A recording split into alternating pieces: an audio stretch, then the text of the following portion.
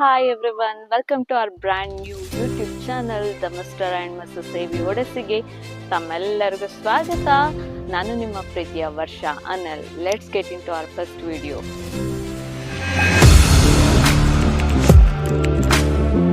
Audio Jungle.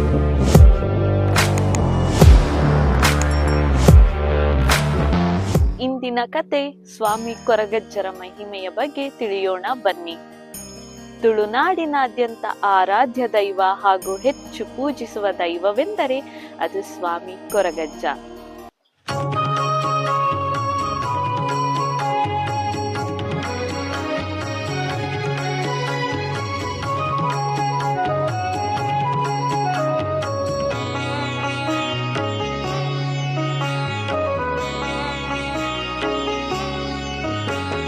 ಕಲ್ಜಿಗಾದ ಕಾಲೋಡೊಂಜಿ ಸೃಷ್ಟಿ ತುಲೈ ದಿಟ್ಟಿದಿದು ತುಳುವ ಸೀಮೆಗೆ ಪಜ್ಜೆ ದಿನ ಕೊರಗಜ್ಜ.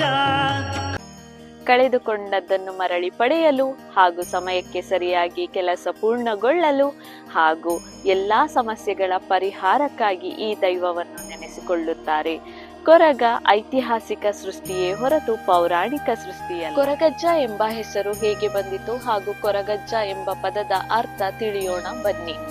ಕೊರಗ ಎಂದರೆ ಒಂದು ಸಮುದಾಯದ ಹೆಸರು, ಅಂದರೆ ಒಂದು ಜನಾಂಗದ ಹೆಸರು.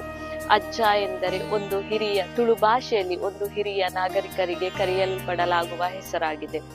ಕೊರಗಸ್ವಾಮಿಯು ತನ್ನ ಮಧ್ಯ ವಯಸ್ಸಿನಲ್ಲಿಯೇ ಸಮಾಜದ ಒಳಿತಿಗಾಗಿ ಒಳ್ಳೆಯ ಕಾರ್ಯಗಳನ್ನು ಮಾಡಿರುವುದರಿಂದ ಜನರು ಪ್ರೀತಿ, ವಿಶ್ವಾಸ, ವಾತ್ಸಲ್ಯದಿಂದ ಅವರನ್ನು ಅಜ್ಜ ಎಂದು ಕರೆಯಲ್ಪಡಲಾಗುತ್ತಿತ್ತು. ಭಾರತೀಯ ದ್ರಾವಿಡರು ತಮ್ಮ ಹಿರಿಯರನ್ನು ಅಂದರೆ ಪೂರ್ವಜರನ್ನು ಪೂಜಿಸುತ್ತಾರೆ, ಏಕೆಂದರೆ ಅವರು ಮಾಡಿದ ಒಳ್ಳೆಯ ಕೆಲಸಗಳು ಹಾಗೂ ಸಮಾಜದ ಒಳಿತಿಗಾಗಿ ಅವರು ನಡೆದುಕೊಂಡ ರೀತಿ ಹಾಗೂ ಅವರು ಮಾಡಿದ ಕರ್ತವ್ಯಗಳನ್ನು ನೆನೆದು ಆ ಕಾರಣಗಳಿಂದ ಅವರ ನಂತರದ ತಲೆಮಾರುಗಳು ಅವರನ್ನು ಪೂಜಿಸುತ್ತಾರೆ.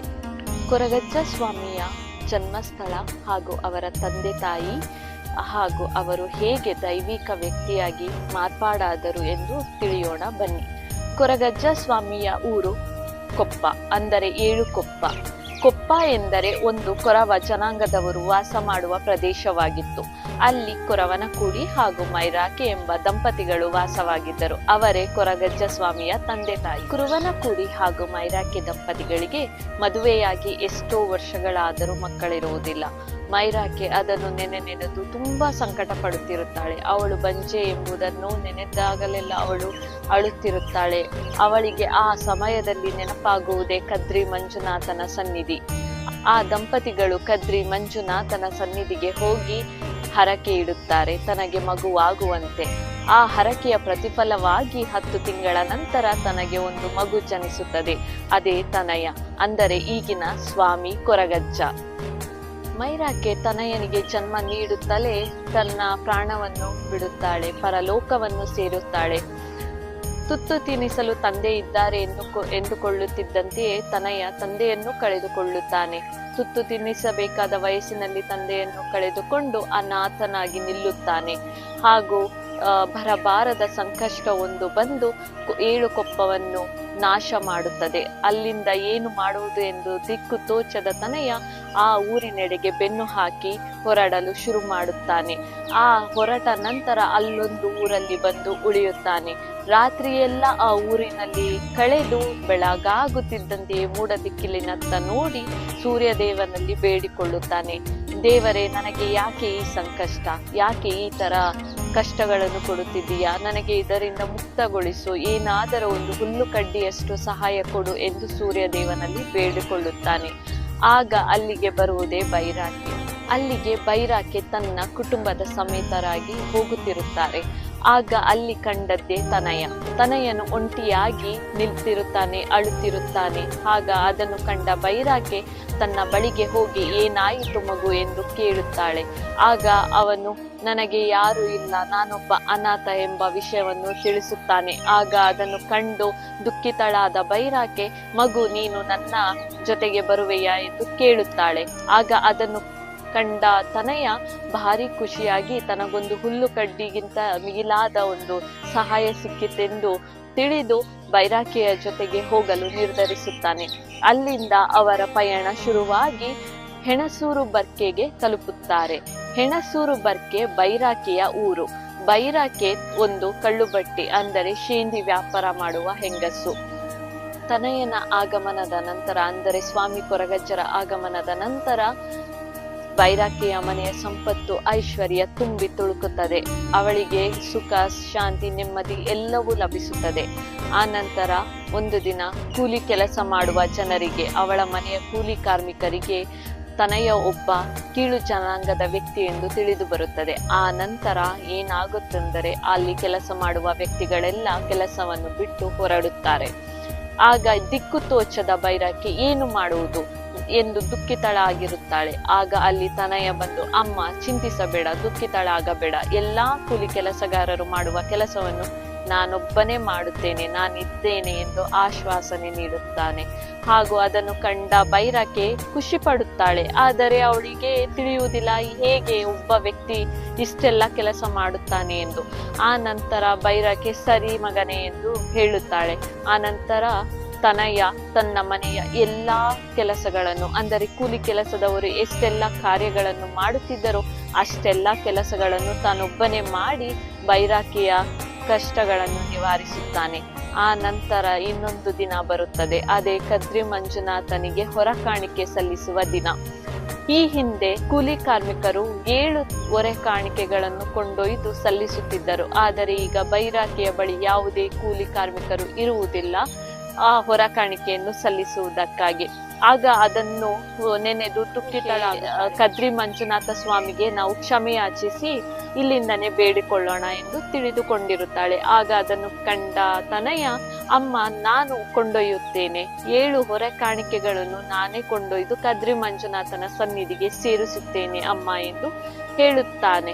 ಅದನ್ನು ಕಂಡು ಬೈರಾಕೆ ಖುಷಿ ಪಡುತ್ತಾಳೆ. ಹೌದು, ಆಗಬಹುದು ಎಂದು. ಆದರೆ ಹೇಗೆ ಮಗನೇ, 7 ಜನರ ಹೊರ ಕಾಣಿಕೆಯನ್ನು ನೀನೊಬ್ಬನೇ ಹೇಗೆ ಕೊಂಡೊಯ್ಯಲು ಸಾಧ್ಯ?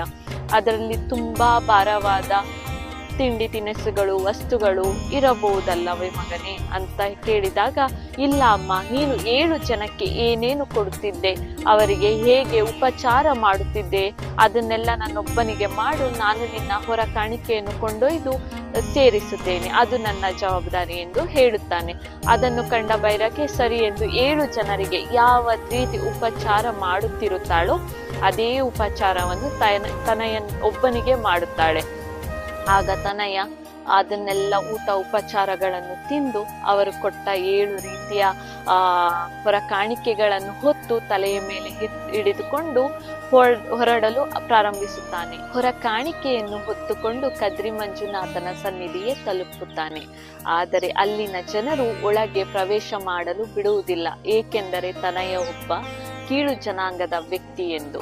ಅದನ್ನು ಕಂಡು ಕೋಪಗೊಂಡ ತನ್ನ ಶಕ್ತಿಗಳ ಕಾಣಿಕೆಗಳನ್ನು ಆ ಮೆಟ್ಟಲಿನಿಂದಲೇ ಎಸೆಯುತ್ತಾನೆ. ಅದು ಮಂಜುನಾಥನ ಪಾದದ ಅಡಿಯಲ್ಲಿ ಹೋಗಿ ತಲುಪುತ್ತದೆ. ಅದನ್ನು ಕಂಡ ಜನರು ಆಶ್ಚರ್ಯಚಕಿತರಾಗುತ್ತಾರೆ. ಏನು, ಒಬ್ಬ ವ್ಯಕ್ತಿ ಭುಜಬಲದ ಪರಾಕ್ರಮ ಹೀಗಿದೆಯೇ, ಇವನು ಸಾಧಾರಣ ವ್ಯಕ್ತಿಯಲ್ಲ ಎಂದು ನೆನೆದುಕೊಳ್ಳುತ್ತಾರೆ.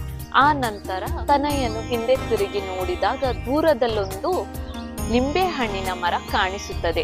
ತನ್ನ ಅಮ್ಮನಿಗೆ ಉಪ್ಪಿನಕಾಯಿ ಇಷ್ಟವೆಂದು ನೆನೆದು ಆ ಲಿಂಬೆ ಹಣ್ಣನ್ನು ಕೊಂಡೊಯ್ದು ಕೊಟ್ಟರೆ ತನ್ನ ಅಮ್ಮ ಖುಷಿ ಪಡುತ್ತಾಳೆ ಎಂದು ನೆನೆದು ಆ ಲಿಂಬೆ ಹಣ್ಣನ್ನು ಕೊಯ್ಯಲು ಹೋಗುತ್ತಾನೆ. ಅಲ್ಲಿ ಒಂದು ಕಲ್ಲಿರುತ್ತದೆ, ಅದು ದೈವದ ಕಲ್ಲು.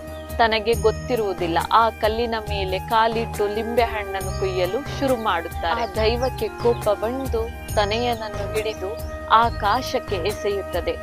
ಆಕಾಶಕ್ಕೆ ಎಸೆದ ತನಯ ದೈವಿಕ ಶಕ್ತಿಗಳನ್ನು ಹೊಂದು ದೈವತ್ವವಾಗಿ ಮಾರ್ಪಾಡಾಗಿ ದೈವಿಕ ಪುರುಷರಾಗುತ್ತಾರೆ.